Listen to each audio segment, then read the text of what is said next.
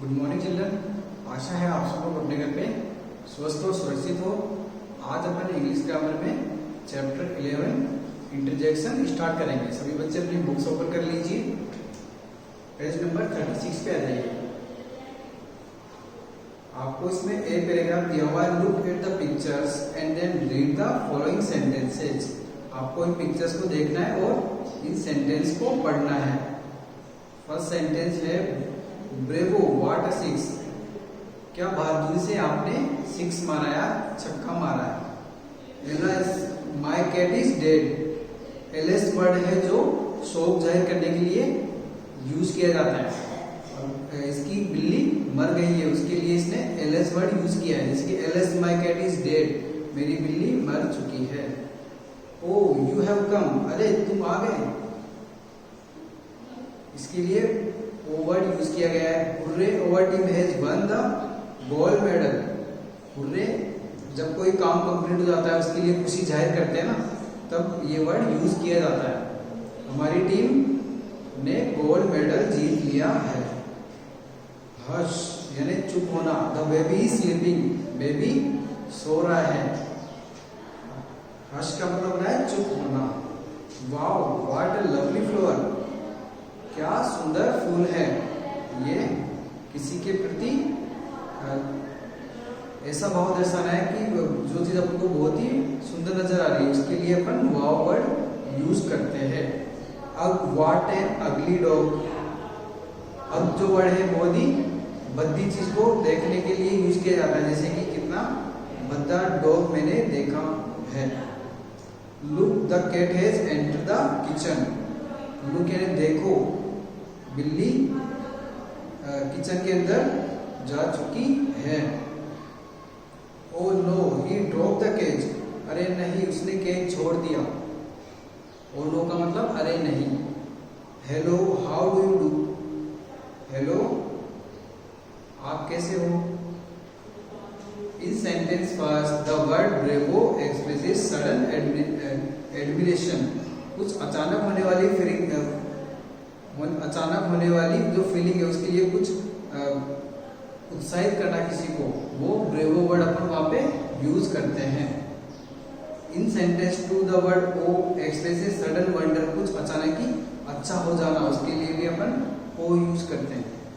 In sentence third the word alas expresses sudden grief. दुख जाहिर करना या फिर शोक प्रकट करने के लिए एलस वर्ड यूज किया जाता है। In sentence four the word hurrah expresses sudden joy. कोई वर्क कंप्लीट हो जाता है उसके बाद में अचानक आनंद महसूस करना या प्रकट करना, उसके लिए हुर्रे वर्ड यूज किया जाता है। The words bravo, oh, alas, hurrah, wow, अब, look, oh no and hello which express some sudden feeling are called interjections. ये सभी वर्ड्स क्या है, अचानक जाहिर करने वाली फीलिंग्स वाले वर्ड्स हैं, इनको इंटरजेक्शन कहा जाता है। इस डेफिनेशन पे आप स्टार मार्क कर लीजिए। आपको ये नोटबुक के अंदर नोट डाउन भी करनी है। इस तरह से आपको ये स्टार मार्क करनी है।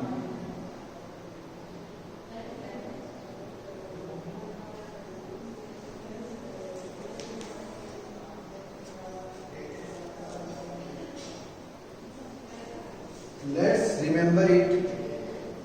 An interjection is word that expresses some sudden feeling of the mind. एक इंटरजेक्शन एक ऐसा वर्ड होता है जो दिमाग में कुछ आता है, ऐसी फीलिंग को अचानक एक्सप्रेस करता है या बताना, वो इंटरजेक्शन का वर्क होता है, इंटरजेक्शन का काम होता है। एक्सरसाइज में एक क्वेश्चन दिया हुआ है, here are 10 interjections and then sentences। यहाँ पे 10 इंटरजेक्शंस दिए गए हैं बॉक्स में और नीचे 10 सेंटेंस लिखे गए हैं। Put each interjection in front of the sentences with which it can be used. आपको इस सेंटेंस के फ्रंट में इन इंटरजेक्शंस का यूज करना है और आपको ब्लैंक स्पेस में इनको लिखना है।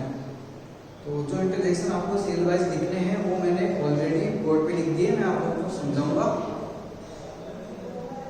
फर्स्ट है ओ, टेक केयर और you will fall in the ditch, तुम ध्यान रखो नहीं तो तुम अभी गड्ढे में गिर जाते। A what is that loud science, ये साउंड जो है वो बहुत ही तेज है, तो उसके लिए ए वर्ड यूज किया गया है। अब why are you playing with this dirty ball, कितना बुरा है कि तुम इस गंदी बॉल से खेल रहे हो। Alas my dog is dead, दुख हुआ कि मेरा डॉग मर गया, मेरा कुत्ता मर गया है।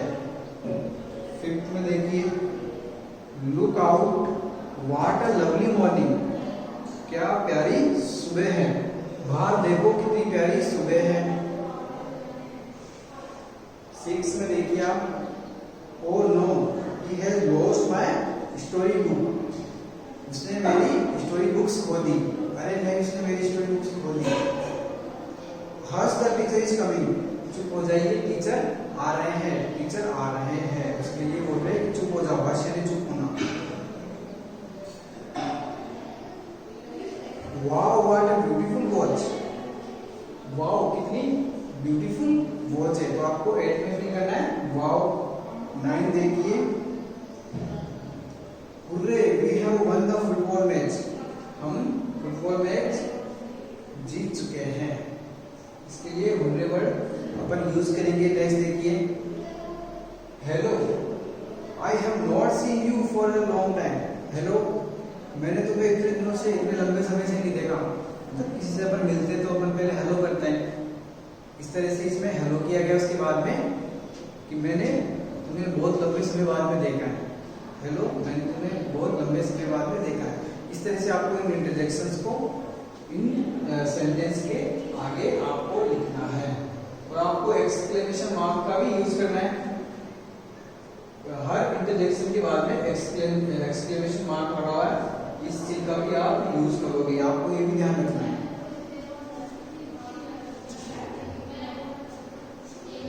और ये चैप्टर आज अपना कंप्लीट हो चुका है।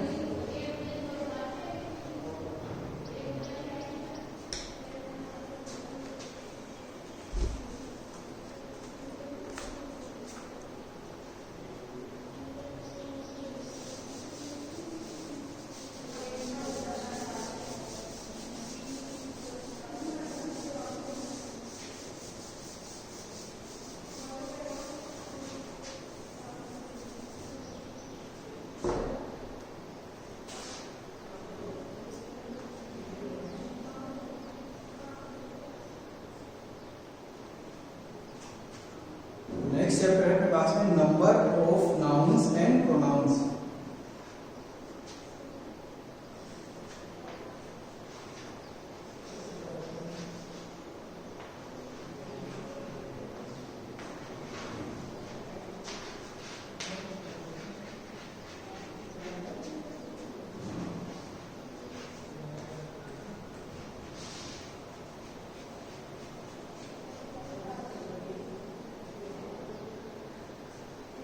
नाउन्स और प्रोनाउंस की संख्या, पेज नंबर 38 पे आ जाइए।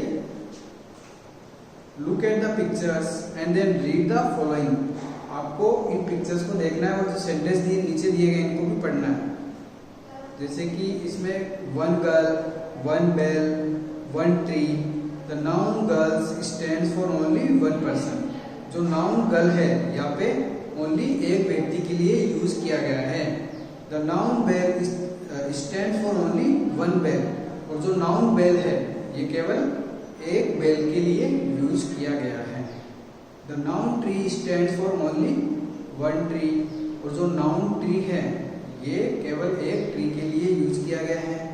The nouns boy, bell, tree are therefore said to be in the singular number, और जो नाउन गर्ल, बेल, ट्री ये है ये सब क्या है, सिंगुलर नंबर में लिखे गए हैं यहाँ पर। ठीक है, डेफिनेशन देखिए, any noun that stands for only one person, animals, place और things is said to be in the singular number.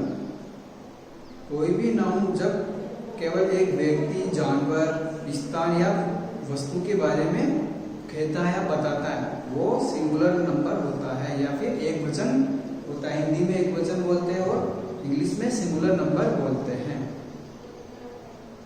2 girls, 3 bells, 4 trees. The noun girls stand for more than one person. तो यहाँ पे जो noun girls है, यहाँ पे इस picture में आप जैसे कि देखोगे गर्ल्स, गर्ल्स जो ये नाउन है, यहाँ पे मोर देन वन पर्सन, एक से ज्यादा व्यक्ति के लिए यूज किया गया है। The noun bells stands for more than one bell. और जो नाउन बेल्स है ये मोर देन वन बेल, एक बेल से ज्यादा के लिए यूज किया गया है। The noun trees stands for more than one tree. और जो नाउन ट्रीज है ये एक पेड़ से, वन ट्री से ज्यादा ट्रीज के लिए यूज किया गया है। डेफिनेशन देखिए, the noun girls, bells, trees are therefore said to be in the plural number. ये से नाउन से जो गर्ल्स, बेल्स, ट्रीज जो कि यूज किए गए हैं, इन सबको प्लूरल नंबर कहते हैं या फिर बहुवचन कहते हैं। आपको डेफिनेशन दोनों पे स्टार मार्क करना है, ये आपको नोटबुक के अंदर नोट डाउन भी करनी है।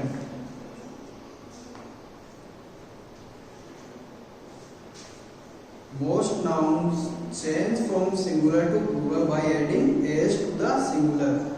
ज्यादातर नाउन्स के अंदर अपन सिंगुलर के अंदर अपन एस ऐड करने से वो प्लूरल में कन्वर्ट हो जाते हैं। जैसे कि आप देखोगे बुक, बुक में एस ऐड कर देंगे तो हो जाएगा बुक्स। जैसे कि ये है बुक, ये सिंगुलर है, अब इसमें लास्ट में अपन एस ऐड कर देंगे तो हो जाएगा बुक्स। ये क्या हो गया, प्लूरल फॉर्म में हो गया। ये एक वचन है, ये बहुवचन। ऐसे ही एप्पल, एप्पल का हो जाएगा एप्पल्स।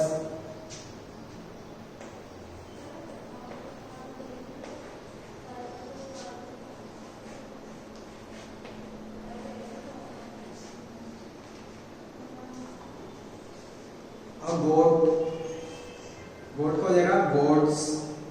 चेयर का हो जाएगा चेयर्स। आई का हो जाएगा आईज। डॉग का हो जाएगा डॉग्स। और आपको आगे टेबल भी दी गई है, इन टेबल में इन वर्ड्स को मैं प्रोनाउन करके आपको समझाऊंगा कि कौन से इसमें सिंगुलर और कौन से प्लूरल वर्ड्स है। एग का प्लूरल क्या होगा, एग्स। गेम का गेम्स। रोज का रोजेस। डॉल का डॉल्स। चेयर का चेयर्स। फ्लोवर का फ्लोवर्स।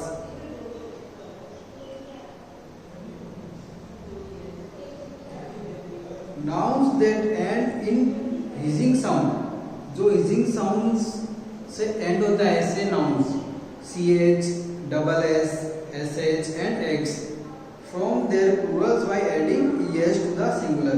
इनके सिंगुलर में अपन es ऐड करते हैं। जैसे कि ब्रांच है,